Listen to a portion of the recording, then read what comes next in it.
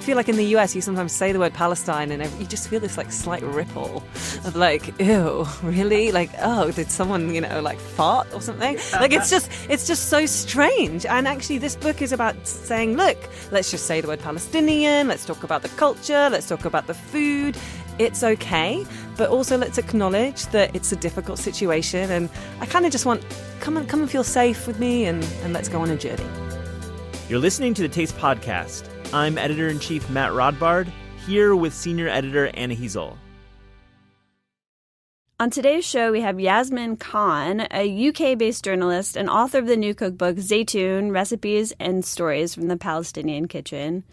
Also on the show, we have Rebekah Peppler, author of the book Apéritif, Cocktail Hour the French Way. But Matt, what did you and Yasmin talk about? We had a great chat, Yasmin and I. This book, it's fantastic. We talked about the extensive travels and the extensive reporting she undertook while covering the Palestinian table. The travels took her through Israel, the West Bank, and Gaza. I've been seeing her book everywhere, and I haven't cooked out of it yet. But what are the recipes like? What's the cooking like? They're really sharp recipes. I really clued in on this one called Almost Za'atar, which defines Za'atar in such a simple and clear way. I think it's probably the greatest, big air quote, Za'atar recipe available. You can make Za'atar at home, and she really defines it really well. She also went to my favorite restaurant in Haifa and wrote this really cool essay, such a colorful and voicey essay about this restaurant. I love this book. Please buy it, listener. Here's Matt talking to Yasmin.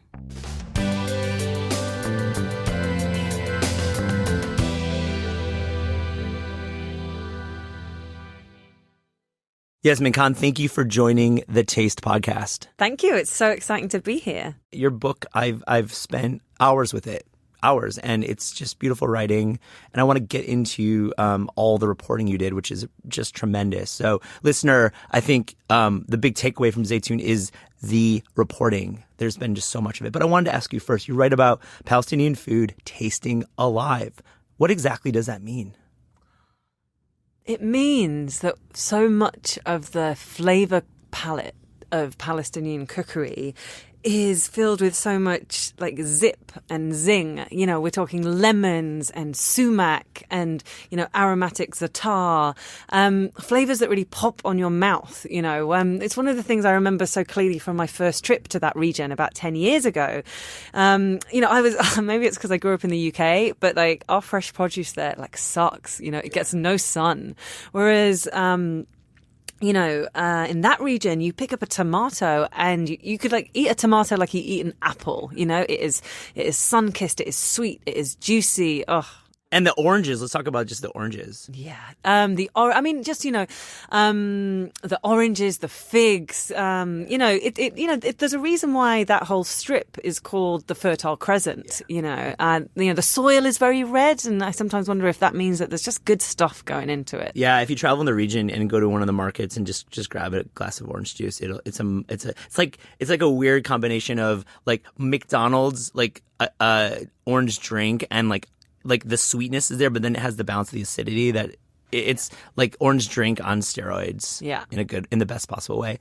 I want to know, the book, obviously you have to teeter between a cookbook and obviously the political, moments that are happening there all the time. And we could talk for an hour about the politics, but I really do want to talk about the cooking.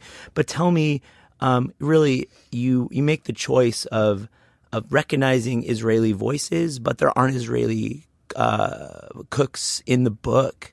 Talk about that process. Yeah, so this is a Palestinian cookbook, a book that celebrates Palestinian cuisine.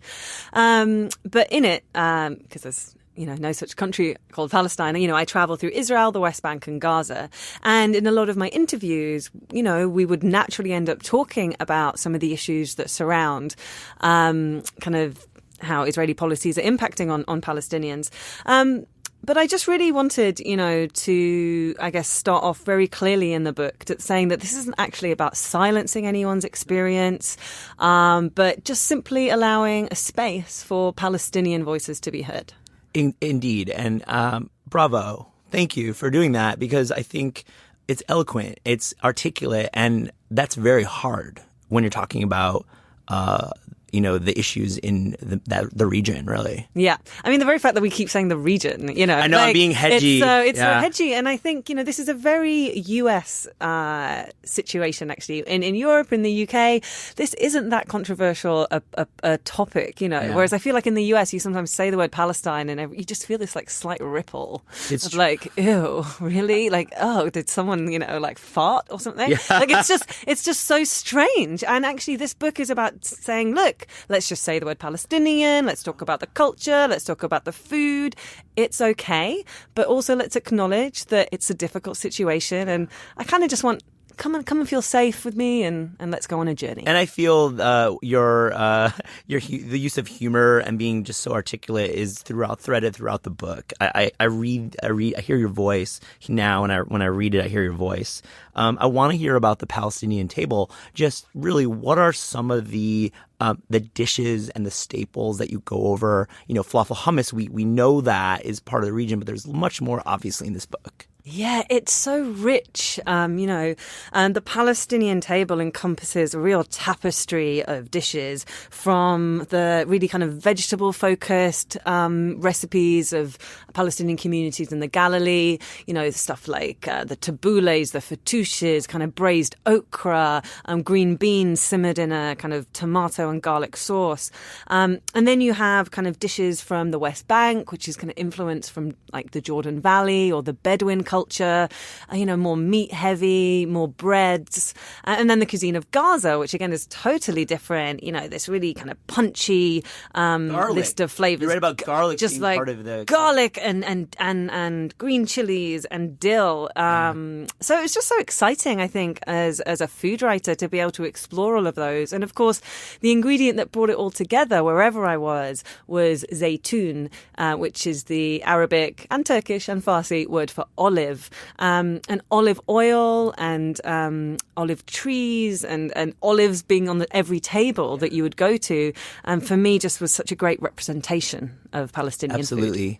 And talk about the reporting. What was your process? I know you write about spending time in the West Bank in homes. You write about being in the Galilee in restaurants and interviewing chefs. So you're talking about home cooks, you're talking about restaurant culture. There's some agriculture obviously covered. I mean, how long were you on the road reporting this? I mean, it's an amazing accomplishment. Yeah, I did it over 2 trips, which, I think they're about a month each.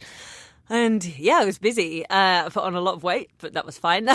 We kind of, went on a real... So I worked with a young Palestinian photographer, this woman called Raya.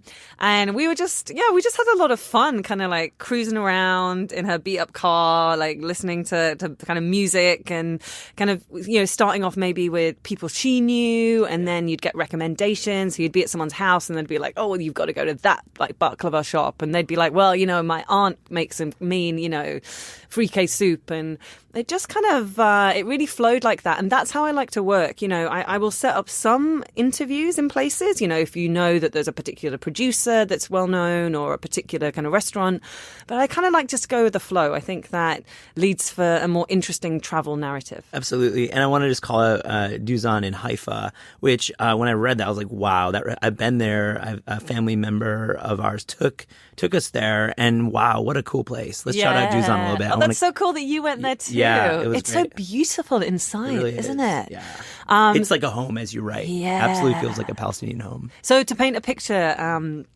for listeners, this is a restaurant in Haifa, which is a town and kind of by the coast in the north of Israel. And it's run by this super exuberant Palestinian guy called Fadi Najir. And he runs it with his aunt and his mom. And it celebrates Palestinian home cooking.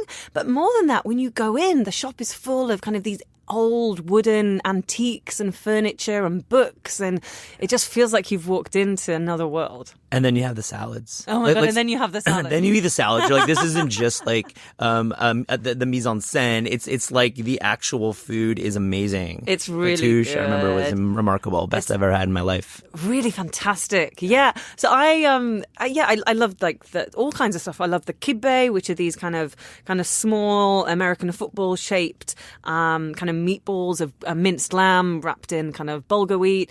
And then they had these gorgeous like rolled up eggplant with kind of beautiful like a white cheese and herbs, and it was amazing. Yeah, it was a really great place. In the book, there's plenty of recipes, and it's I can't wait to cook from it. But one that really stuck out is the almost Za'atar, because it's so interesting, because Za'atar is obviously becoming more and more common in American cooking. But then there's always that disclaimer, what is Za'atar? What is Za'atar? It's agriculture, it's a herb, but it's also a spice blend.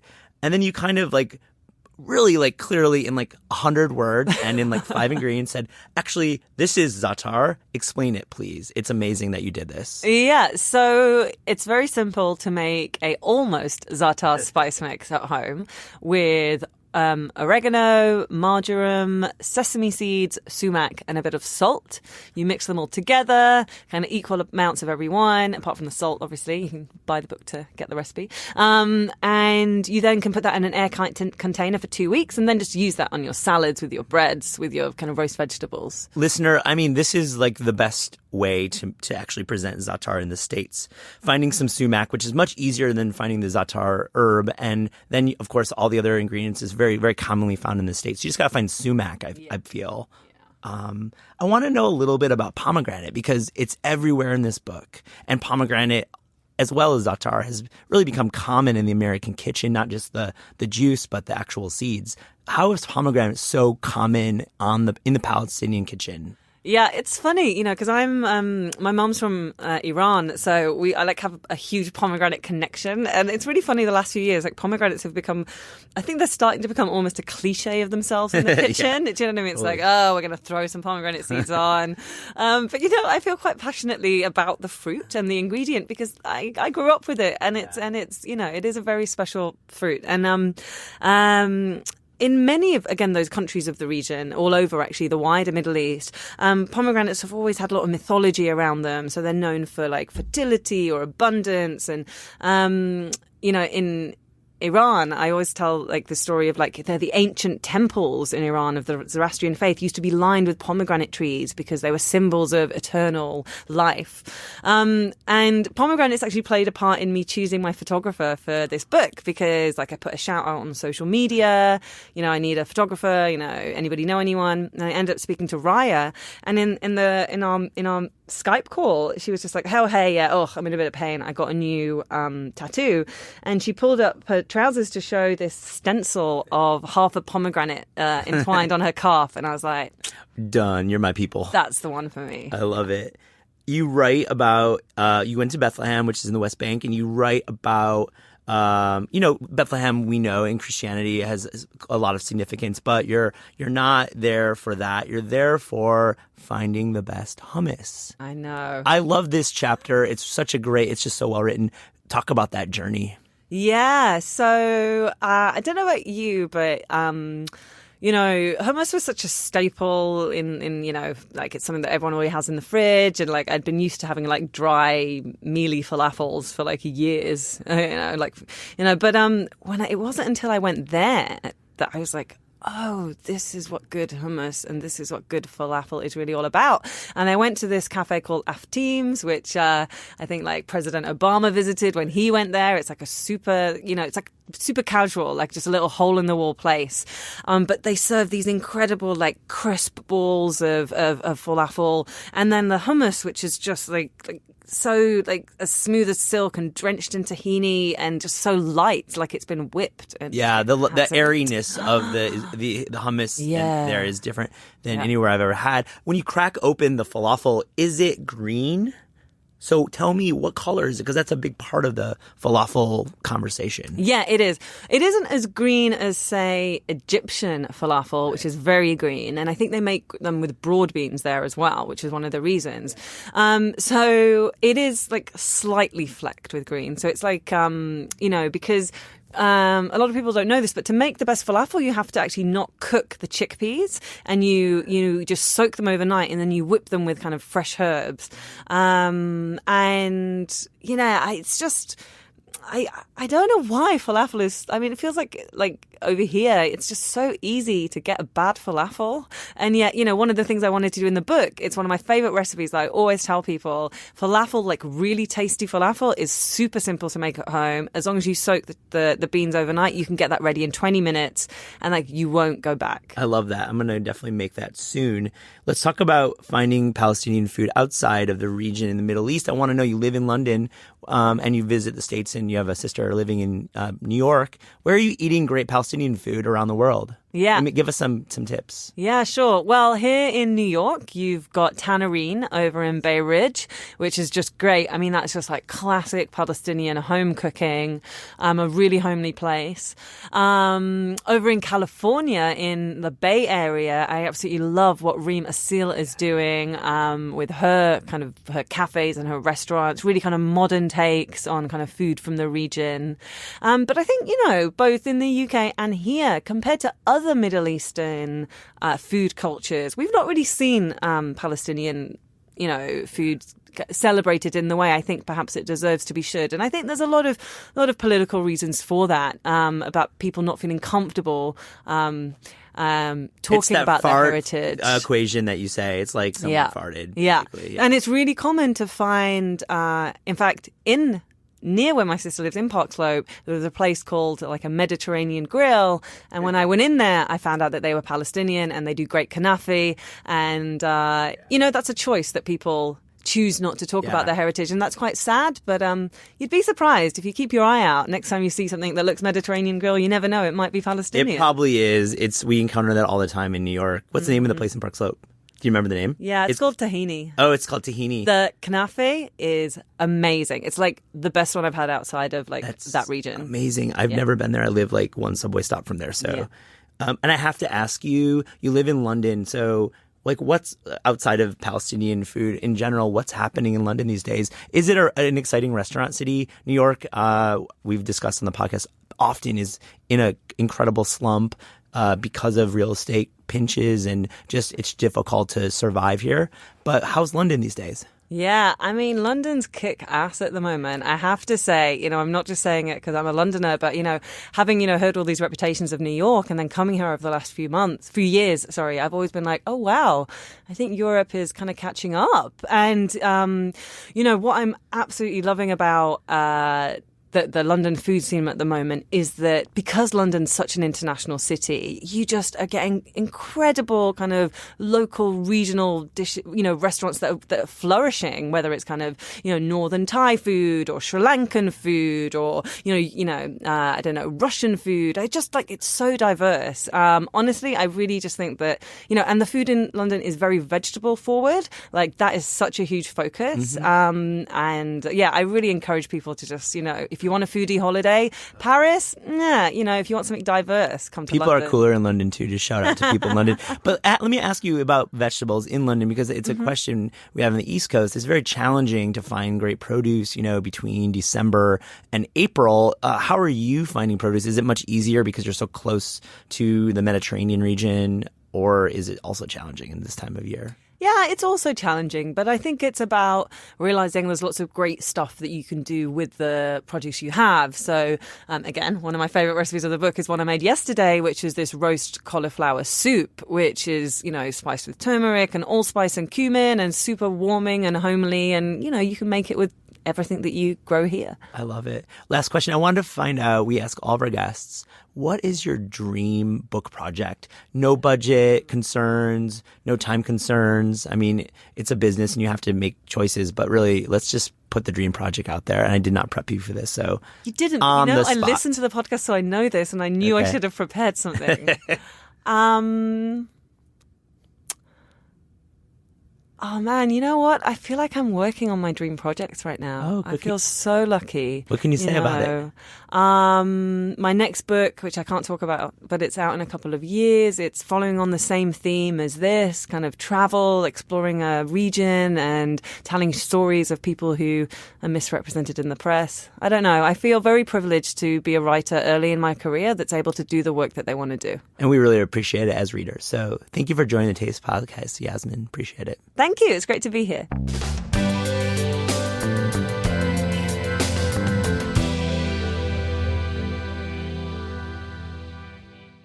Here's Anna talking to Rebekah Peppler. Welcome to the Taste Podcast, Rebekah. Thank you for having me. Your book is Apéritif, and it's all about the French cocktail hour tradition. What is an apéritif? That's a threefold question. It's sadly not the easiest of things to answer. But, a book-length question, if you will. Yeah, what is it, 244 pages of answers. So apéritif is a couple different things. It's a drink, so that's the easiest answer, and it's usually the answer I give when I'm not doing a podcast recording. So it's actually the bottle itself. So like different bottles like Suze, Lillet, beer, like all of these different like classic French aperitifs are all actually an aperitif themselves. And then the drink you make with the aperitif bottle is also an aperitif. And then the time of day that you take it is the hour of the aperitif, or apéro in colloquial form. And so it's a long-winded answer to the fact that it's a drink and it's a time of day that you drink it. And the time of the day is kind of like right before dinner, right? Yeah. The sun is setting over the Seine. You're sitting outside at a little cafe. Absolutely. So the subtitle of the book is Cocktail Hour the French Way, and it is one of the working subtitles for a while was Happy Hour, and I think that it's a really nice kind of equivalent cocktail hour, happy hour, because it is in that same time zone where it's like after work, before the start of the evening or dinner or whatnot, whatever you're doing. It's the one interesting thing is that in America, we think of happy hour as like end the workday, like this is like party time. And in France, it's actually the start of the evening rather than the end of the workday. It's like the beginning of something rather than celebrating the end. Okay. So you actually live in France now and lived in France while you were working on the book. Yeah. What are some of the major differences between drinking culture in, say, like New York and Paris? Because both have really vibrant drinking cultures. But how different are they? And were there any things that you really missed about New York drinking? Yeah, so I was lucky enough to be splitting time while I was writing the book between Paris and New York. So I was getting both, which was wonderful, if exhausting. But I think the main difference is the ease at which French people drink. Like this apéritif hour, or just like opening a bottle of wine, it's simply part of the day rather than an activity that's like gone out to be done.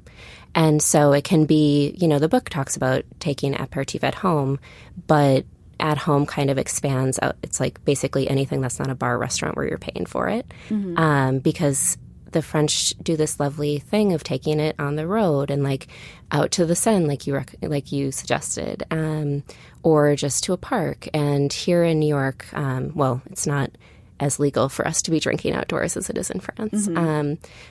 But I think that they just take a much kind of more effortless way of thinking about drinking in France. How do you actually take a cocktail or an aperitif on the road? Like, what's a really good portable aperitif if you want to go camp out by a lake or by a river? Yes. Well, a bottle of wine is great. And it's very French. But if we're talking about actual aperitif bottles, I think that Lillet is wonderful. So it's a fortified wine, and it also has quinine in it, so it's a bittering agent. All you really need is ice and a lemon twist, and if you want to add some tonic or some sparkling water, you can. But really, you can just as long as you can get the bottle cold, you're great. But that's kind of the lovely thing about aperitif bottles. It's like you can pretty much drink all of them on the rocks with a twist and call it a portable cocktail. And if you add sparkling water to it, then it's like a real cocktail, right? So I would say that, Lillet, wine, any one of these bottles, as long as you can also bring ice with you, would be great. Do French people actually make cocktails at home a lot? How common is that? How common is entertaining for a cocktail hour? So I would say, I'm going to skirt your question slightly. The French drink at home a lot. That's very normal. I think cocktail making is something that's a little more new to a French household within the last, 30 years or so. I would say that's shifted quite a bit. But, even the cocktails that are being made are quite simple. Like it's aperitif is all about low alcohol by volume. So you're not drinking a ton to get drunk. You're drinking to open your palate and open your evening. And so any cocktails that are going to be made are usually quite simple and low alcohol in spirit. How hard was it to kind of transition from living and shopping and cooking and hosting in New York to doing that in Paris? Because that's like a lot of people's fantasy, getting to kind of throw parties in Paris.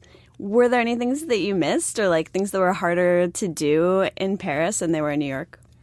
Yeah, so there's like this fantasy that's very true about Paris and France in general is that there are supermarkets that you can go to, but really when you're doing your shopping, the way that we all kind of fantasize about doing it and the way that I do it there is you go to your butcher, you go to your vegetable guy, you go, like all of these shops are different. You don't go to one place and get everything. Or if you do, like that's a rarity rather than the norm.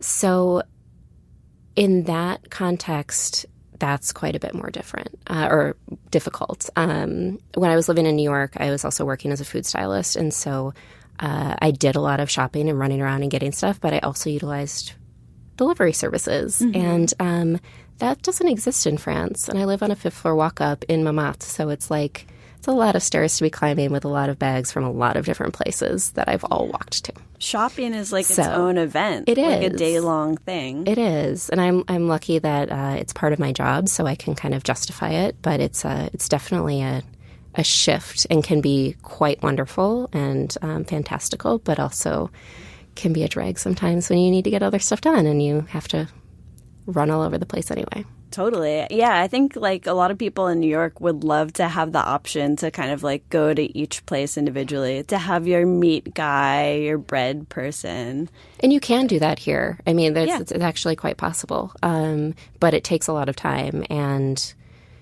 I think the nice thing about New York and Paris is they're both cities, and we think of them as big cities, but they're actually quite small, and you get in your neighborhood and you don't have to leave, and everything is kind of central for you once you figure out where you're going. So I think you can create that European experience of like shopping in all your different places and getting to know all of your people. And I think once you cultivate these relationships, it actually becomes easier because they know what you want and you know what you want, and you don't have to take a ton of time in order to have that like really interpersonal reaction or relationship. Yeah. Yeah. And it's kind of nice to be able to support smaller neighborhood businesses rather than big grocery chains. Yeah. Yeah. What else is changing right now in French drinking culture? You mentioned people making a few more cocktails at home than they used to. But how else has it changed in the last 30 or 40 years? Hard spirits, which aren't included in my book, in Apéritif, have started to come into the drinking culture in a way. Like, there's always been cognac and pommade and all of these, like, Calvados and these spirits that are quite high alcohol by volume and have been traditionally drunk. But I think that there's, whiskey is coming in and gin. And I have a very French friend, and his favorite cocktail is gin tonic. Mm-hmm. And so I think that there is a shift towards integrating some of these more American ideas of what a cocktail is within French culture, but they're also doing it in a way that still feels very true to their roots. And I think that's kind of what I tried to do in the book is showcase this historic tie that the French have to classic apéritif spirits, but using them in modern ways. And I think that it mirrors it in their drinking culture right now. You must have tried so many French spirits over the course of working on this book. Were there any that you really wanted to love but just like could not wrap your taste buds around? Yes. There's something called Genepi, which is just a very strong apéritif that actually I didn't include in the book because it is quite niche, and I wanted the apéritifs included in the book, for the most part, are readily available here in the States. But it's something that some of my friends' parents love, and I had to try many times in the pursuit of politeness. But but I still haven't gotten on board. I'm still giving it a solid try. But one that I did start liking that I didn't like prior to researching the book was Pestice, which gets a bad rap because everyone just is like, oh, I don't like anise, I don't like licorice, and then you just don't drink it. But I got to the beauty of getting to research a book like this is you actually get to visit the people that are producing these spirits. And so I got to go to a couple really wonderful distilleries that are doing really interesting, local, very nuanced Pestice bottles, rather than like a big, like huge brand doing something where it's just like the like flavors that aren't just anise don't always come through. Yeah. And that was a surprise for me to like actually start liking Pestice and crave it now. So Pestice is a style rather than like a kind of brand. Exactly. So like that's the funny thing about aperitifs. Like Suze is a brand, right? Beer is a brand. Lillet's a brand. Pestice is not a brand. Okay. What does it taste like? It tastes a little anisey. It tastes a little anisey. So it's the drink that when you see anyone drinking in the south of France, you're like, oh, they're drinking Pestice. It's a cloudy glass of what looks like water, but it's actually alcohol, and it's what you think like older gentlemen are drinking when they play pétanque, and like they actually are. But it's an anise forward spirit, but it's laced with all these different other types of herbs and botanicals, and it came out of the ban on absinthe. So it's basically absinthe without the wormwood. So it was still legal to be able to drink. Super strong. You always dilute it. Some people add ice. Some people add a lot of ice, and it's called a piscine, which is a swimming pool. And it does the thing where it turns kind of milky once you add the ice. Yeah. It's really cool. It's a magical drink. It turns cloudy, and it has it's a compound called anethole, and it does all of these really cool scientific things that I did a bunch of research for the book and then like left them out of it because it's super interesting but doesn't quite fit into to the amount of words that I had here. But it's a great drink, and it's something to seek out and try again if you hadn't liked it the first time. Do you put it in cocktails too? There's a couple cocktails with it. There's one called the Paraquet, which is the parrot, and it's with creme de menthe and pastis and water and a lime. Lime is my modern add. If you were doing, it's a very classic French cocktail. If you were doing it in the classic way, you would not add that. And you would be careful with your ice add because people feel very strongly one way or another on that. And there's a couple other ones. I mean, I know that there's mixologists and bartenders that are probably adding it to very like interesting complex drinks. But I think it stands on its own much better, or with just a 1 or 2 part add. You talk a little in the book about Saint Germain, it came onto the scene in 2007. Yeah. So it's like a much newer liquor, but it has become so classic in bartending. Were there other kind of like new up-and-coming makers or spirits that you got really into? Yeah. So you're right. I got to drink a lot when I was researching this book. And I actually include in the back like brands that I love and like different, like there's a bunch of vermouth makers that are doing really cool things. And a lot of them are actually American. And so when I wasn't able to insert those particular labels in the book itself, I still wanted to give kind of name to them somewhere. Actually, there's a lot of American makers that are doing cool things. There's also a company called Folle Envie, which is based outside of Bordeaux in France, and they're making a like kind of traditional style aperitif in a modern way, and so it has a little bit of like Suze undertone. Suze is that bright yellow aperitif that you see like now on like most bar menus as a white Negroni, and it's super bitter, and like people think they don't like it, and then they try it in something else, and they realize how wonderful it is. But they're doing it in like just a little like softer way, and then they're also making their own tonic called Archambault, and it's a husband and wife team. They're really interesting, and they're kind of like doing exactly what I try to do with the book, talk about the tradition of aperitif, but then make it in a modern way. And they're not importing to the U.S. yet, but I highly recommend getting a bottle and smuggling it back in your dirty laundry on your way home. That sounds awesome. Yeah. What else? So you mentioned vermouth and you mentioned Lillet as as spirits that are really awesome to just kind of drink on their own on ice. What are the other underrated spirits that people associate with cocktails that you are really into just drinking on their own or with a twist? Yeah.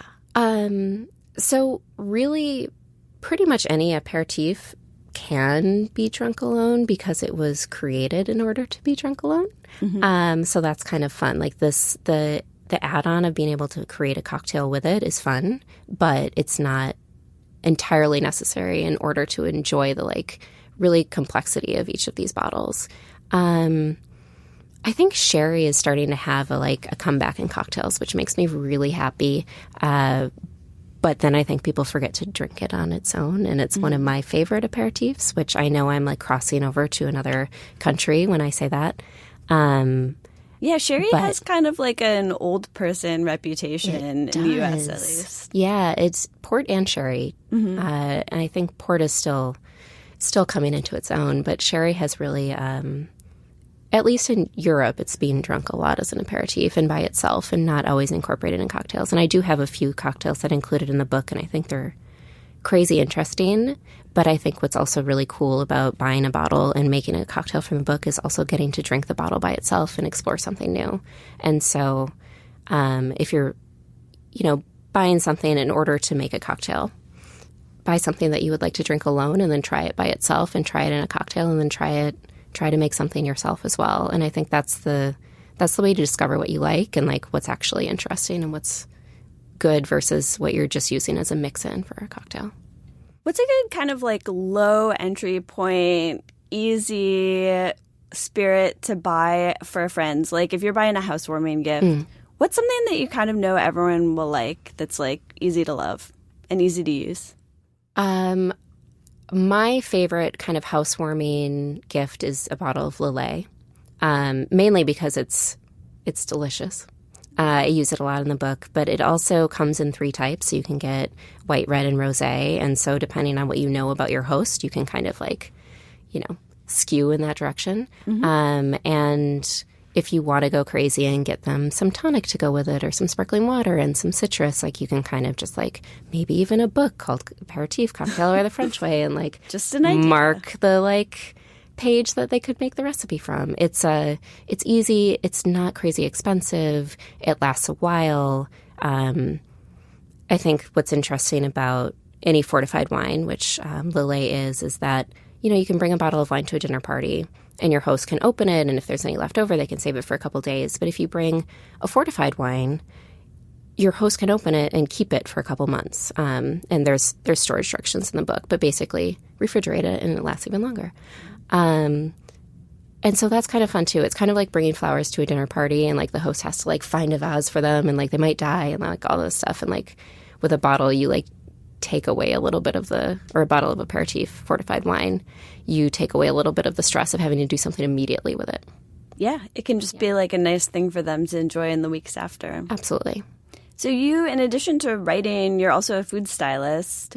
How was working on the styling for this book? I know cocktails are kind of hard to shoot because a lot of them look kind of like liquid in a glass. Yeah. But what was that like? Did you actually pick the glassware? Yeah, so I had a very, heavy hand, I think is a light way to say it, in the imagery in the book. So I worked really closely. The photographer is Joanne Pye, and she's wonderful. We worked really closely together to craft images that showed the nature of what taking aperitif feels like in France, while being cognizant of the fact that, yes, we are shooting cocktails, but, like, we're not shooting cocktails in a bar. And, like, we're shooting them on the street. We're shooting them by the river. We're shooting them in my apartment. We're shooting them on balconies. We're shooting them on cafe tables. Like, we kind of just went all over Paris in order to do it and kind of take away the look that cocktail books can sometimes get that's kind of a little monotonous and just like the same thing in a different glass in the same space. Right, against like a blank background. Exactly. And like there's a space for that. But the book, I really wanted to create an experience of what it's like to take aperitif in Paris and also at home.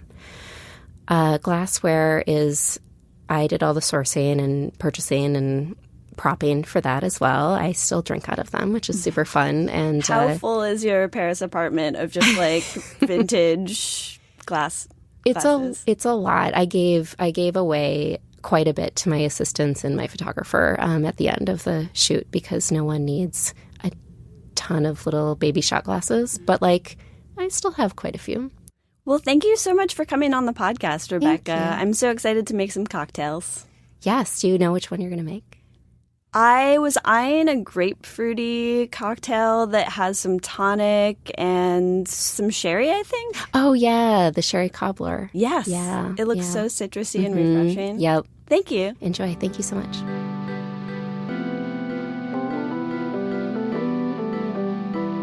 The Taste podcast is hosted by Matt Rodbard and me, Anna Heasel.